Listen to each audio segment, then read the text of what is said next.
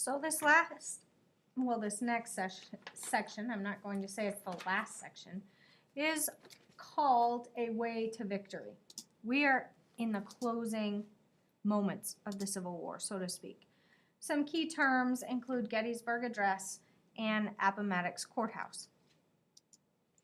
Now, as we had talked about earlier, there was a lot of gloom and doom in the North because the Southerners Lee was unbeatable, absolutely unbeatable. He managed to surprise and defeat every single Union general. So we move into December. The next major battle. It's Fredericksburg.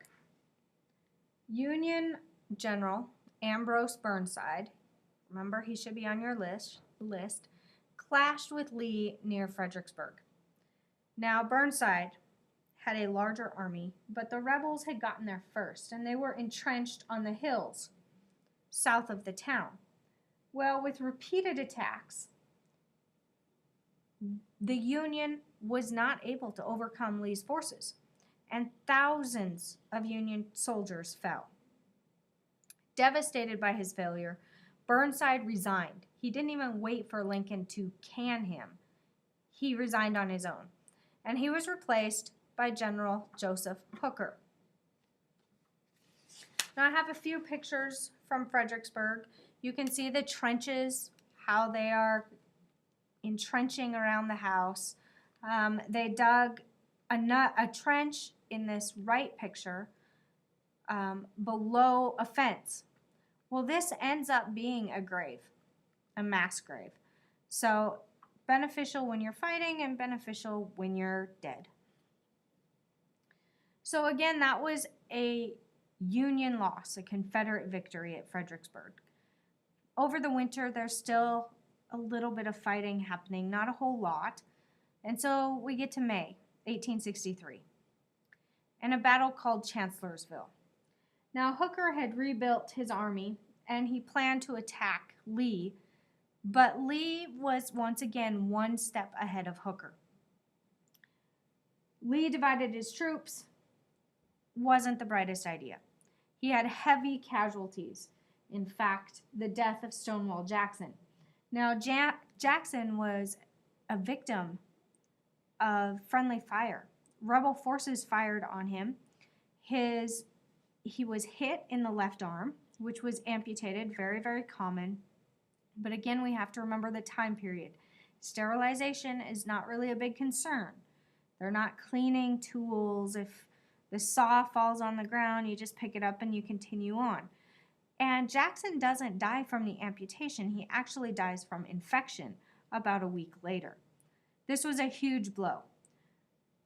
But it was also a victory for the South. So even though he lost Stonewall Jackson, one of his best military personnel, Lee still got another victory. And he used this to attempt to invade the North. Remember, I told you initially it would be a defensive mission strategy by the South, but at this point they changed to an offensive.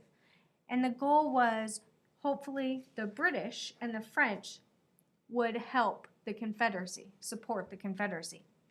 That leads us to June 1863. Lee was moving with about 75,000 men, and the rebels were high-spirited. They'd just defeated the Yankees in 2 major battles. And Hooker wanted to advance against Richmond. Remember, he's the Union general. He wanted to take on the South's capital. I don't know what he was thinking. I mean, maybe he was thinking, well, if Lee's going to attack our capital, we'll attack their capital and just switch. Lincoln basically told Hooker that he was wrong and he needed to focus in on Lee's army. Well, Hooker once again started making excuses, just like McClellan did. And Lincoln, it did not take him very long to start replacing generals at this point in the war. He wants to end this thing and he wants it to end now. So he immediately replaced Hooker with General George Meade. Now Meade's mission was to find and fight Lee's forces and to protect Washington, D.C. That leads us to July 1st, 1863, probably the most significant battle and most talked about battle in the Civil War. Yes, we're talking about the Battle of Gettysburg. The two armies met by accident near the small town of Gettysburg, Pennsylvania. It wasn't planned. It was in no way planned. The three-day battle began when Union cavalry surprised the rebel infantry who were raiding the town for shoes. Supplies are extremely low, especially in the South. Outnumbered, notice outnumbered, the Yankees fought to hold the town before they retreated to Cemetery Ridge. That's where the backup was. Reinforcements were at Cemetery Ridge. They established a strong position along the ridge and they prepared to defend it. Well, Lee and the rebels attacked. And they almost overran the Yankee line, but a counterattack saved the Union position. Now, while all of this is going on, Lee puts together this bold plan called Pickett's Charge. He was going to launch one more attack, led by General George Pickett. Confederate leader should go on your list. About 13,000 rebel soldiers advanced across a half mile of open ground. You tell me if that's a good idea. Union soldiers pretty much started picking them off. It is blank, open space. I've been there. There's nothing out there to protect these rebels. Few of them reached the Union lines. In fact, we figure a couple hundred maybe, and barely half of them returned from the charge. Lee knew the battle was lost, and he retreated back into Virginia. Now, Meade was extremely happy. He had stopped Lee, and he had forced him to go back into Virginia. But Lincoln was disappointed. And if you think about it, Lincoln wants Meade to put the shoe to his throat, wants to kill this little rebellion and end it. This is a picture of General Pickett. He can't. Meade refuses to do so. So while Meade is moseying around behind Lee, we have battles occurring in other places. Now, these are some images from Gettysburg. Sheer devastation. So, at the same time, we're headed back west, farther west, and we're going to listen to General Grant. And he needed to seize Vicksburg. And he had been seizing and working on taking over Vicksburg for months. And finally, on July 4th, Vicksburg surrenders. Now, with the surrender of Vicksburg, the Union held the entire Mississippi River, which was a major turning point of the war. Lee was then driven out of Pennsylvania, remember, at Gettysburg, and the Mississippi River had cut the South in two pieces.